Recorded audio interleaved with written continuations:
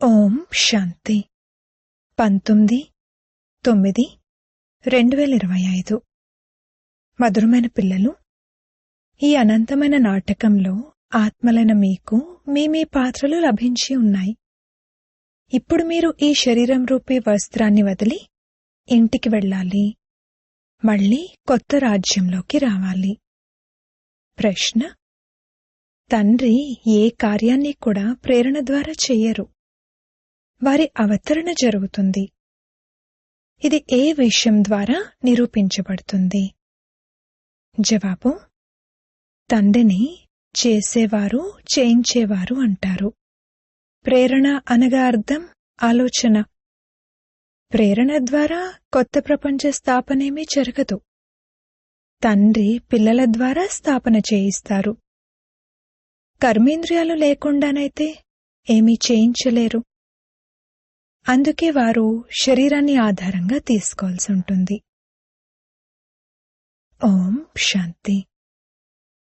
ఆత్మిక పిల్లలు ఆత్మిక తండ్రి ఎదురుగా కూర్చుని ఉన్నారు, అనగా ఆత్మలు తమ తండ్రి సమ్ముఖంలో కూర్చుని ఉన్నారు. ఆత్మ తప్పకుండా శరీరంతో పాటే కూర్చుంటుంది. తండ్రి కూడా శరీరాన్ని తీసుకున్నప్పుడే సమ్ముఖంగా ఉంటారు. దీనినే ఆత్మ పరమాత్మ చాలా కాలం వేరుగా ఉన్నారు అంటారు. ఉన్నతోన్నతమైన తండ్రికే ఈశ్వరుడు, ప్రభు, పరమాత్మ అని రకరకాల పేర్లు పెట్టారని, లౌకిక తండ్రినెప్పుడూ పరంపిత అని అనరని పిల్లలైన మీరు అర్థం చేసుకుంటారు. కేవలం పరంపిత అని రాసినా పర్వాలేదు.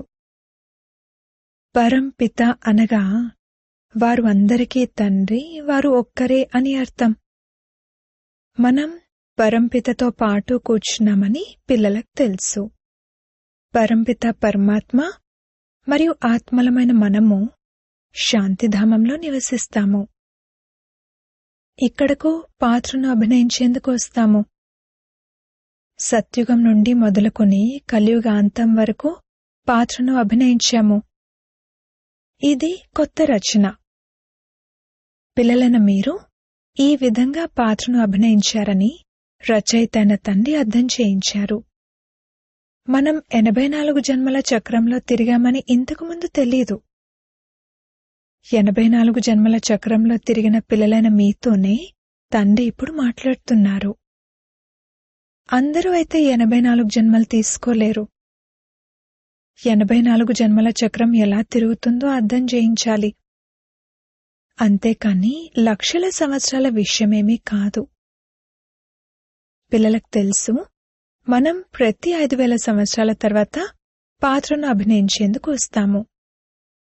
మనము పాత్రధారులము. ఉన్నతోన్నతమైన భగవంతుడిది కూడా విచిత్రమైన పాత్ర. బ్రహ్మ మరియు విష్ణువులది విచిత్రమైన పాత్ర అని అనరు. ఇరువురు 84 జన్మల చక్రంలో తిరుగుతారు. ఇకపోతే శంకరుని పాత్ర ఈ ప్రపంచంలోనైతే ఉండదు. త్రిమూర్తి చిత్రంలో స్థాపన, వినాశనం, పాలన చూపిస్తారు. చిత్రాలపై అర్థం చేయించాల్సి ఉంటుంది. ఏ చిత్రాలనైతే చూపిస్తారో వాటిపై అర్థం చేయించాలి. సంగమయుగంలో పాత ప్రపంచ వినాశనం జరగాల్సిందే. ప్రేరకులు అన్న పదం కూడా తప్పు. ఈ రోజు నాకు బయటకు వెళ్లాలన్న ప్రేరణ లేదు అని కొందరంటారు కదా. ప్రేరణంటే ఆలోచన. ప్రేరణకు వేరే అర్థమేదీ లేదు. పరమాత్మేమీ ప్రేరణతో పనిచేయరు. అలాగే ప్రేరణతో జ్ఞానం లభించదు. ఈ కర్మేంద్రియాల ద్వారా పాత్రను అభినయించేందుకు తండ్రి వస్తారు. వారు చేసేవారు, చేయించేవారు కదా. వారు పిల్లలతో చేయిస్తారు. శరీరం లేకుండానైతే చెయ్యలేరు.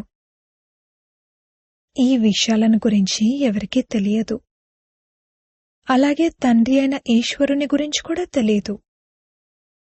మాకు ఈశ్వరుడి గురించి తెలియదు అని ఋషులు, మునులు మొదలైన వారు అనేవారు. ఆత్మను గురించి గాని, పరమాత్మను గురించి గాని ఎవ్వరిలోనూ జ్ఞానం లేదు. తండ్రి ముఖ్యమైన క్రియేటర్, డైరెక్టర్ వారు డైరెక్షన్లు కూడా ఇస్తారు, శ్రీమతాన్ని ఇస్తారు. మనుషుల బుద్ధిలోనైతే సర్వవ్యాపి యొక్క జ్ఞానం ఉంది. బాబా మాకు తండ్రి అని మీరు భావిస్తారు. వారు సర్వవ్యాపి అంటారు కావున వారు బాబాను తండ్రిగా భావించలేరు. ఇది అనంతమైన తండ్రి యొక్క పరివారమని మీరు భావిస్తారు. సర్వవ్యాపి అనడంతో పరివారం యొక్క సుగంధం రాదు. వారిని నిరాకారి శివబాబా అంటారు. వారు నిరాకారి ఆత్మలకు తండ్రి. శరీరం ఉన్నప్పుడే ఆత్మ బాబా అంటుంది. శరీరం లేకపోతే ఆత్మ మాట్లాడలేదు. భక్తి మార్గంలో వారిని పిలుస్తూ వచ్చారు. ఆ బాబా దుఃఖహర్త సుఖకర్త అని భావిస్తారు. సుఖం సుఖధామంలో లభిస్తుంది, శాంతి శాంతిధామంలో లభిస్తుంది. ఇక్కడున్నది దుఃఖము. పాత ప్రపంచానికి మరియు కొత్త ప్రపంచానికి మధ్యనున్న సంగమయుగంలోనే మీకీ జ్ఞానం లభిస్తుంది. కొత్త ప్రపంచ స్థాపన మరియు పాత ప్రపంచ వినాశనం జరగాల్సున్నప్పుడే తండ్రి వస్తారు. ఎల్లప్పుడూ మొదటగా కొత్త ప్రపంచ స్థాపన అని చెప్పాలి. పాత ప్రపంచ వినాశనం అని మొదట చెప్పడం తప్పవుతుంది. ఇప్పుడు మీకు అనంతమైన నాటకం యొక్క జ్ఞానం లభిస్తుంది. ఆ నాటకంలోకి పాత్రధారులు వచ్చినప్పుడు ఇంటి నుండి సాధారణమైన వస్త్రాలను ధరించి వస్తారు. ఆ తర్వాత నాటకం సమయంలో వస్త్రాలు మార్చుకుంటారు. మళ్ళీ నాటకం పూర్తయినప్పుడు ఆ వస్త్రాలను మార్చుకుని ఇంటికి వెళ్ళిపోతారు. ఇక్కడికి ఆత్మలైన మీరు ఇంటి నుండి అశరీరిగా రావాల్సుంటుంది. ఇక్కడకొచ్చి ఈ శరీరం అనే వస్త్రాన్ని ధరిస్తారు. ప్రతి ఒక్కరికి తమ తమ పాత్ర లభించి ఉంది. ఇది అనంతమైన నాటకము. ఇప్పుడు ఈ అనంతమైన ప్రపంచమంతా పాతదిగా ఉంది, మళ్లీ కొత్త ప్రపంచంగా అవుతుంది. ఆ కొత్త ప్రపంచం చాలా చిన్నది. అక్కడ ఒకే ధర్మం ఉంటుంది. పిల్లలైన మీరు ఈ పాత ప్రపంచం నుండి బయటకు వచ్చి మళ్లీ హద్దు ప్రపంచంలోకి కొత్త ప్రపంచంలోకి వెళ్ళాలి. ఎందుకంటే అక్కడ ఒకే ధర్మం ఉంటుంది. అనేక ధర్మాలు అనేక మంది మనుషులు ఉండడంతో అనంతమైపోతుంది. అక్కడైతే ఒకే ధర్మము కొద్దిమంది మనుషులే ఉంటారు. ఏకధర్మ స్థాపన చేసేందుకు రావాల్సి వస్తుంది. ఈ చక్రం ఎలా తిరుగుతుంది అని పిల్లలైన మీరు ఈ అనంతమైన నాటకం యొక్క రహస్యాన్ని అర్థం చేసుకున్నారు. ఈ సమయంలో ఏదైతే ప్రాక్టికల్గా జరుగుతుందో దీనికి సంబంధించి మళ్లీ భక్తి మార్గంలో పండగలు జరుపుకుంటారు. నంబర్ వారుగా ఏ ఏ పండగలు జరుగుతాయి అనేది కూడా పిల్లలైన మీకు తెలుసు. భగవంతుడైన శివ్ బాబా యొక్క జయంతి ఉన్నతోన్నతమైనది అని అంటారు. వారొచ్చిన తర్వాతనే మిగిలిన పండగలు వస్తాయి. శివ్ బాబా వచ్చి మొట్టమొదట గీతను వినిపిస్తారు.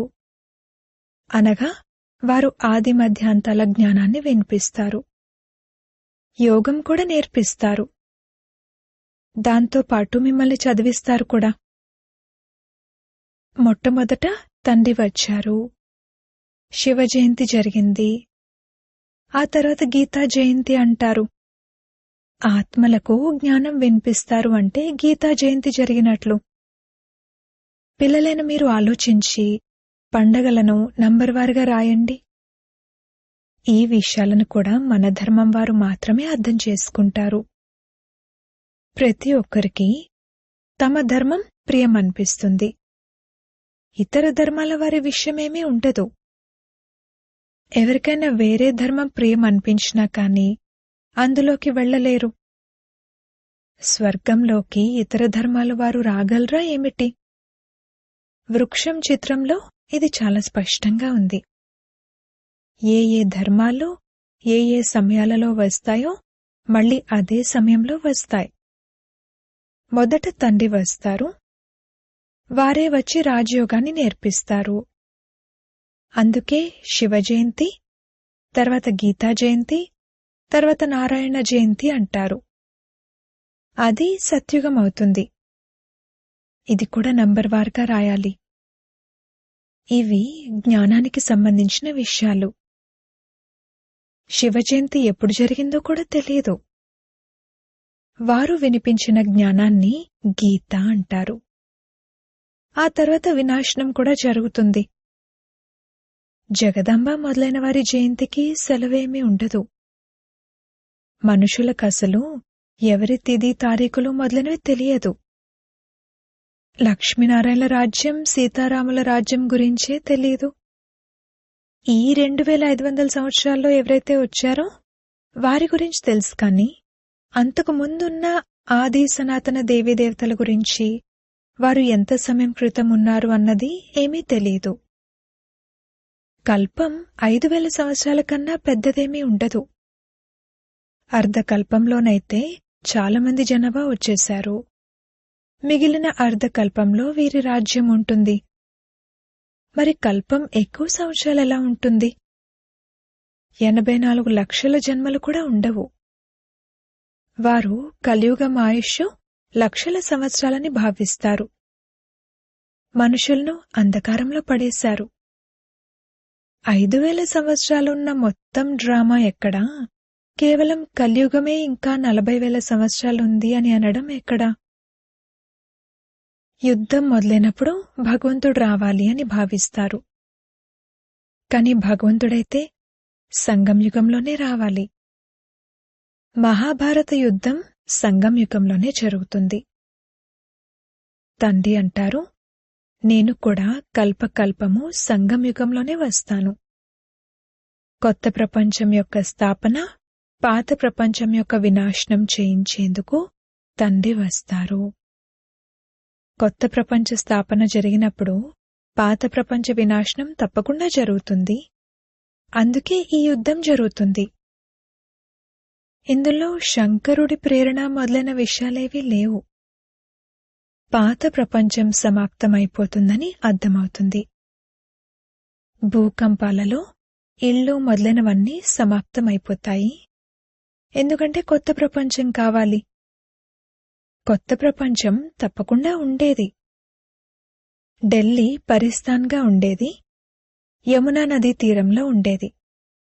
లక్ష్మీనారాయణల రాజ్యం ఉండేది. చిత్రాలు కూడా ఉన్నాయి.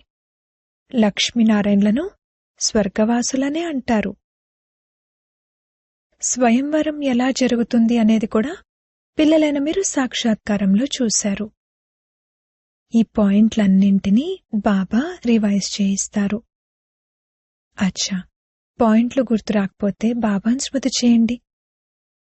తండ్రిని మర్చిపోతే టీచర్ని స్మృతి చేయండి. టీచర్ నేర్పించేది కూడా తప్పకుండా గుర్తుకొస్తుంది కదా.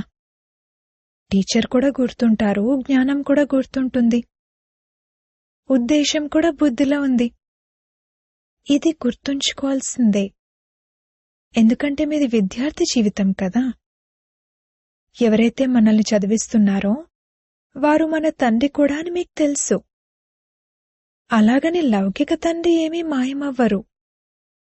లౌకిక తండ్రి, పారలౌకిక తండ్రి మరియు వీరు అలౌకిక తండ్రి.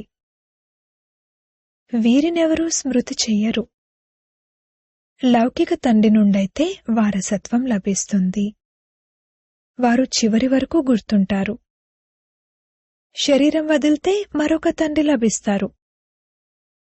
ప్రతి జన్మలోనూ లౌకిక తండ్రి లభిస్తారు. పారలౌకిక తండ్రిని కూడా సుఖదుఖాల్లో స్మృతి చేస్తారు. ఒకవేళ బిడ్డ జన్మిస్తే ఈశ్వరుడు బిడ్డని ఇచ్చారు అంటారు. ఇకపోతే ప్రజాపిత బ్రహ్మను ఎందుకు స్మృతి చేస్తారు? వీరి ద్వారా ఏమీ లభించదు. వీరిని అలౌకిక తండ్రి అంటారు. మనం బ్రహ్మ ద్వారా శివబాబా నుండి వారసత్వం తీసుకుంటున్నామని మీకు తెలుసు. మనం ఏ విధంగా చదువుకుంటున్నామో అలాగే ఈ రథం కూడా నిమిత్తంగా ఉన్నారు. అనేక జన్మల అంతిమంలో వీరి శరీరమే రథంగా అయ్యింది. రథానికి పేరైతే పెట్టాల్సి ఉంటుంది కదా.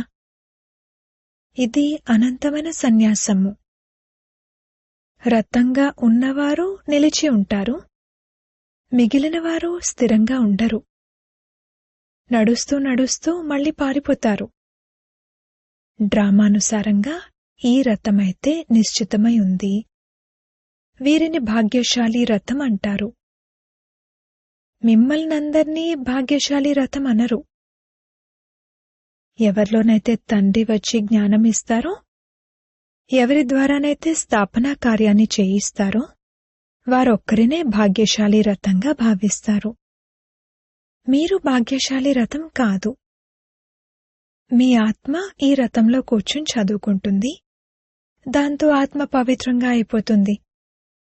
అందుకే ఏ శరీరంలోనైతే కూర్చుని చదివిస్తున్నారో గొప్పతనమంతా ఆ శరీరానిదే. ఈ అంతిమ జన్మ చాలా విలువైనది. తర్వాత శరీరం మారి మనం దేవతగా అవుతాము. ఈ పాత శరీరం ద్వారానే మీరు శిక్షణ పొందుతారు, శివబాబాకు చెందినవారిగా అవుతారు. మన గత జీవితం పైసకు కొరగానిదిగా ఉండేదని మీకు తెలుసు. ఇప్పుడు విలువైనదిగా అవుతుంది. ఎంతగా చదువుకుంటారో అంతగా ఉన్నత పదవిని పొందుతారు. తండ్రి అర్థం చేయించారు, స్మృతి యాత్ర ముఖ్యమైనది. దీనినే భారత్ యొక్క ప్రాచీన యోగం అంటారు. దీని ద్వారా మీరు పతితుల నుండి పావనులుగా అవుతారు. స్వర్గవాసులుగా అయితే అందరూ అవుతారు. ఇక మిగిలింది చదువుపై ఆధారపడి ఉంటుంది.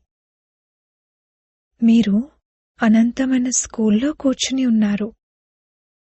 మీరే మళ్లీ దేవతలుగా అవుతారు. ఉన్నత పదవిని ఎవరు పొందగలరు? వారికి ఏ ఏ యోగ్యతలుండాలి అనేది మీరు అర్థం చేసుకోగలరు. ఇంతకు ముందు మనలో కూడా యోగ్యతలు లేవు.